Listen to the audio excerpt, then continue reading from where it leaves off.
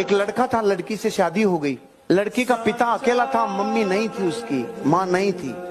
तो जो बहू आई थी उसने कहा मैं आपके पिताजी की सेवा नहीं कर सकती, इनकी व्यवस्था कहीं और कर दो।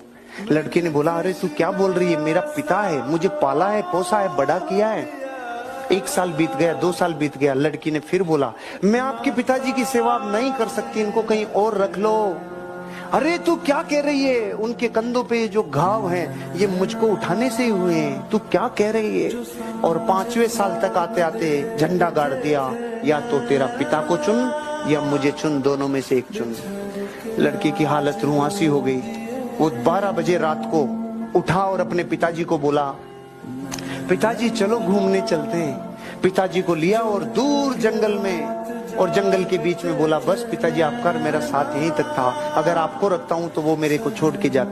एक रात एक चोर एक घर में घुसा, दरवाजा खोला तो एक बूढ़ी औरत सो रही थी। खटपट की आवाज से उसकी आंखें खुल गईं। चोर घबरा गया, लेकिन बुढ़िया बोली डरो मत बेटा, लगता है किसी मजबूरी के कारण तुम ऐसा काम कर रहे हो। कोई बात नहीं, अलमारी में एक तिजोरी है, उसमें का सारा पैसा और गहना तुम चुपचाप ले जाना, लेकिन पहले मेरे पास आकर बैठो। मैंने अभी अभी एक सपना देखा है, वह सुनकर जरा मुझे उसका मतलब तो बता दो। चोर बुढ़िया की बातों में आ गया और चुपचाप जाकर उसके पास बैठ गया। बुढ़िया ने कहा बेटा मैंने देखा कि मैं एक जंगल में खो गई हूँ, तभी एक कौवा मेरे पास आया और उसने 3 बार जोर जोर से बोला पिंटू पिंटू पिंटू। बस फिर सपना खत्म हो गया और मेरी आंखें खुल गईं। जरा बताओ इसका क्या मतलब हुआ। चोर सोचने लगा। इतने में बुढ़िया का बेटा पिंटू अपना नाम जोर जोर से सुनकर उठ गया और अंदर आकर चोर को जमकर पीटा। बुढ़िया बोली बस करो, अब मत मारो। चोर बोला नहीं नहीं, मुझे और मारो, ताकि मुझे आगे से याद रहे कि मैं एक चोर हूँ, सपनों का मतलब बता